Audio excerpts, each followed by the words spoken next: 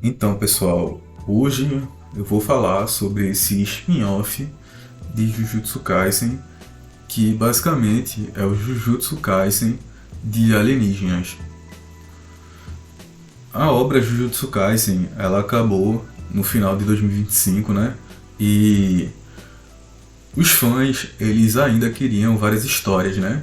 Que não foram contadas, como a história do porquê o Sukuna ele se tornou Sukuna, mais histórias sobre o Kenjaku, mais histórias nesse universo de Jujutsu Kaisen. E do mais absoluto nada assim, em setembro de 2025, o Gege Akutami, que é o criador de Jujutsu Kaisen, ele se juntou com o Iwasaki para fazer um novo mangá. O Gege Akutami escrevendo o roteiro desse mangá e o Yuji Iwasaki fazendo a arte, sendo o mais novo ilustrador de Jujutsu Kaisen. E do que se trata esse novo mangá, né? Porque tá todo mundo falando dele? É sobre o quê? Basicamente, o universo de Jujutsu Kaisen se passaram 68 anos desde o enfrentamento do Sukuna e o final de Jujutsu Kaisen normal. E após esse período de 68 anos, alguns alienígenas chamados Simurianos invadiram a Terra e geraram tensões políticas. Esses alienígenas que invadiram a Terra, os Simurianos, eles precisavam observar se a Terra ela realmente valia a pena de ser invadida ou eles poderiam coexistir junto com a Terra. Isso gerou diversos problemas políticos, né, dentro do mundo de Jujutsu Kaisen. Esse mundo que não é mais um mundo um pouco arcaico do que era em Jujutsu Kaisen original. O mundo de Jujutsu Kaisen hoje, ele é mais tecnológico, né? Ele é mais diplomata e também o governo do Japão ele está começando a utilizar a energia amaldiçoada para o seu próprio país, né? Como tecnologia do seu próprio país. O mundo ele é um pouco diferente do Jujutsu normal, beleza? Os alienígenas eles invadiram a Terra e toda a história ela se passa em conjunto em três personagens centrais. Esses três personagens eles são a base do Jujutsu Kaisen módulo e eles que fazem a história girar.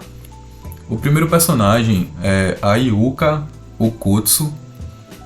Ela é a neta do Yuta Okutsu e da Maki Zenin. E basicamente ela queria receber o anel da Rika, aquele anel que o Yuta usa e tudo mais. E ela sempre quis ter a posse desse anel, né? Ela acha um anel muito importante, assim, muito. Ela tem muito valor emocional em relação a esse anel. E o Yuta, ele, antes de morrer, ele fala pra Yuka que ela vai receber esse anel.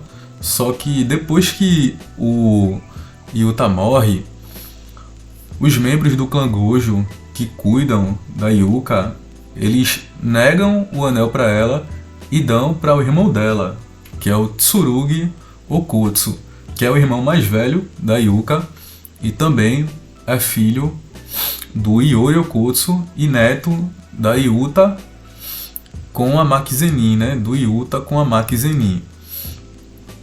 E a história ela se passa através desses dois irmãos, desses dois personagens, que é a Yuka Okutsu, neta do Yuta, e o Tsurugi Okutsu, que é o irmão da Yuka um pouco mais velho.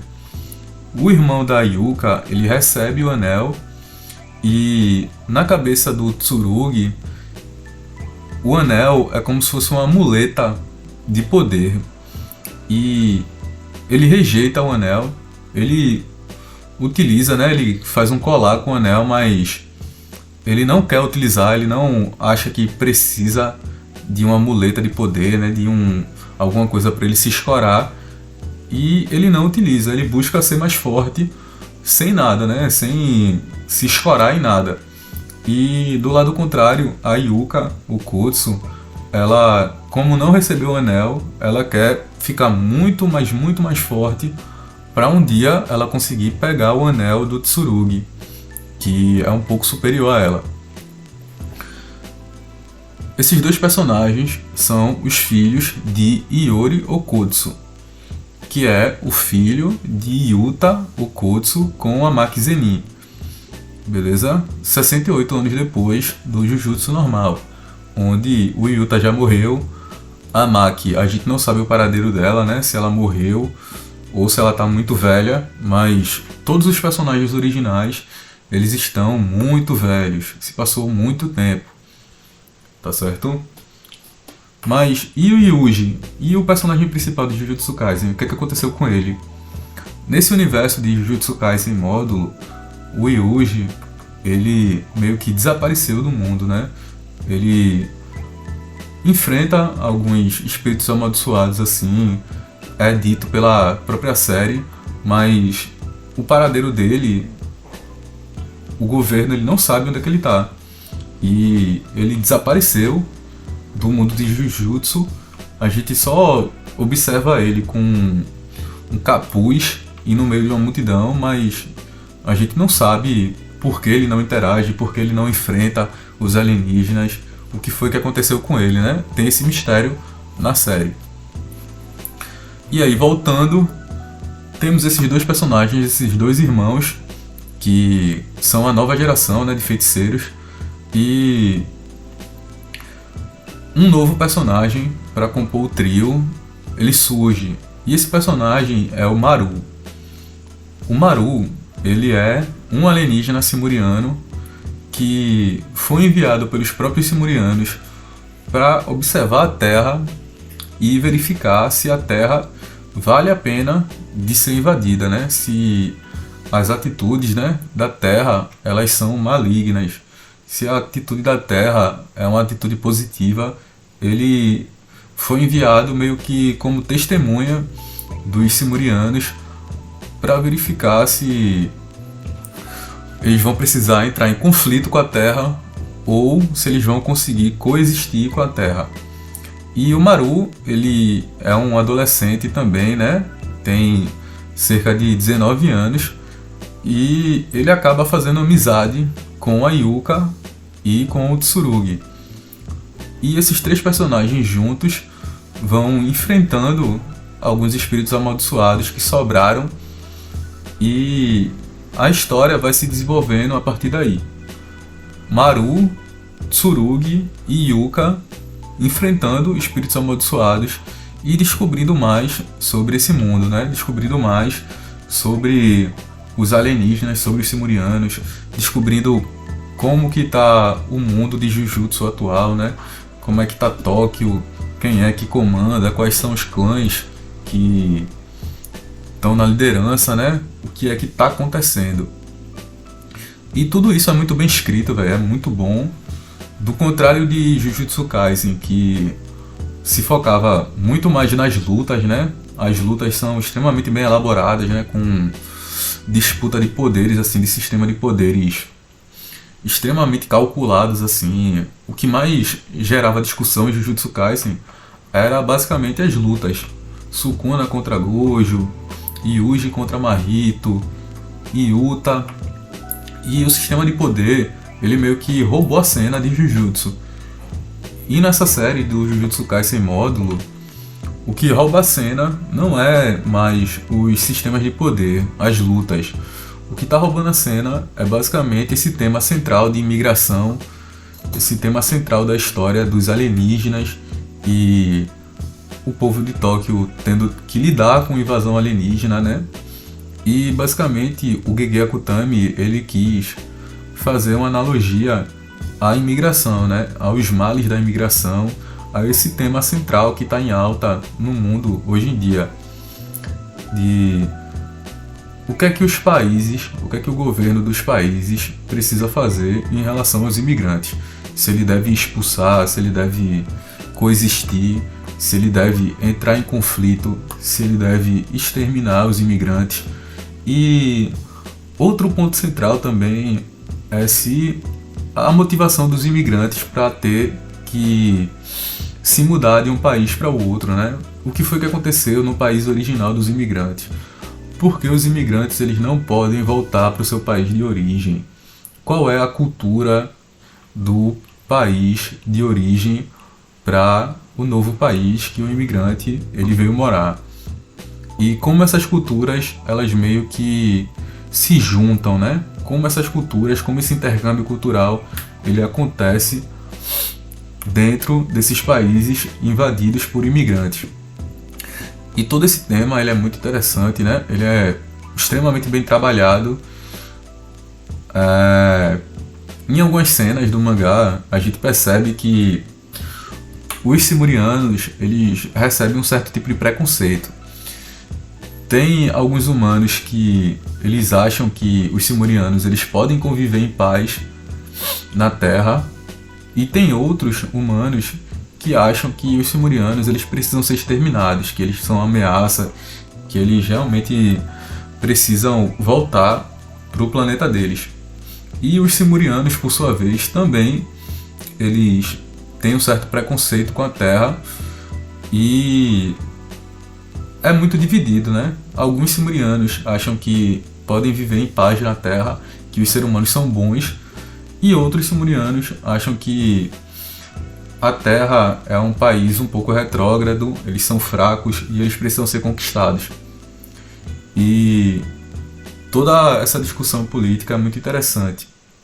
Os simurianos, eles também utilizam Jujutsu, eles também utilizam o poder da energia amaldiçoada, e a única diferença dos simurianos para os humanos, em questão de aparência, é que eles possuem um olho no centro da testa. E a gente vai conhecendo mais sobre os simurianos ao longo do mangá.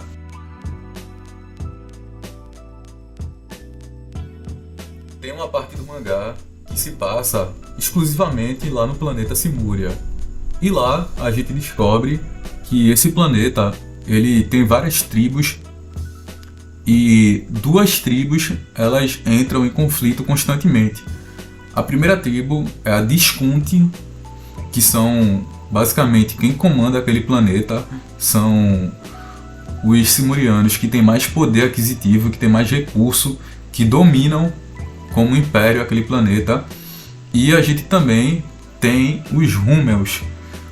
Os Hummels, eles são uma tribo que ficou isolada, que meio que foi exilada nas áreas mais desérticas do planeta Simúria, onde eles não têm muitos recursos, né? Eles são educados desde pequenos a trabalhar, a adquirir recursos, porque eles moram em uma espécie de deserto, né? Em um lugar que não tem muita comida, um lugar que não tem muita água, e eles passam bastante dificuldade.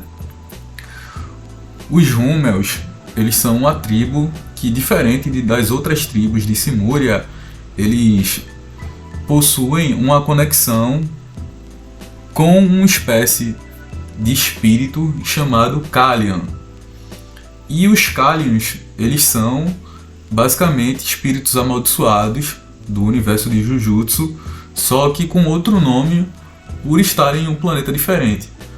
E os Hummels, eles possuem um contato diferente das outras tribos com os Kalians. Toda vez que eles enxergam um Kalian, o terceiro olho deles sofre uma pressão espiritual muito grande e eles choram por esse terceiro olho. E para as outras tribos, os Kalians, eles são uma ameaça, eles são uma arma, eles são uma praga. E para os Hummels, os Kalians, eles são meio que sagrados. Eles são um espírito amigo. E por causa disso, os Discontes, eles exilaram os Hummels nessas áreas onde possuem mais Kalians, que são essas áreas desérticas, essas áreas onde não tem muitos recursos. E tem todo esse conflito entre Disconte e Hummels. A gente vai vendo que o sistema de política do planeta Simúria ele funciona através de duelos. As tribos, para resolver algum conflito, algum problema político, elas duelam entre si. Elas escolhem uma pessoa de cada tribo e fazem um duelo. Quem ganhar aquele duelo tem o direito, tem a razão de fazer o que ele quiser. E por causa disso, todas as tribos do planeta Simúria, eles são uma tribo de guerreiros. Eles precisam estar sempre treinando, sempre ficando mais poderosos, mais fortes, porque eles não sabem qual é o dia que eles vão precisar de duelar em um duelo 1 para 1, né? Eles vão precisar entrar em conflito, entrar em combate. E basicamente esse é o sistema de Simúria. O Maru e o irmão dele, o Cross, que é um irmão gêmeo do Maru, eles também têm essa pegada mais guerreira, né? Eles foram criados desde pequenos nesse sistema de guerreiro, de duelar. E por causa disso, o Maru, que é o mais novo, que é o mais jovem assim, ele é meio descontrolado. Ele pode estar conversando aqui com você normal, tranquilo, sendo calmo, mas se em algum momento alguma coisa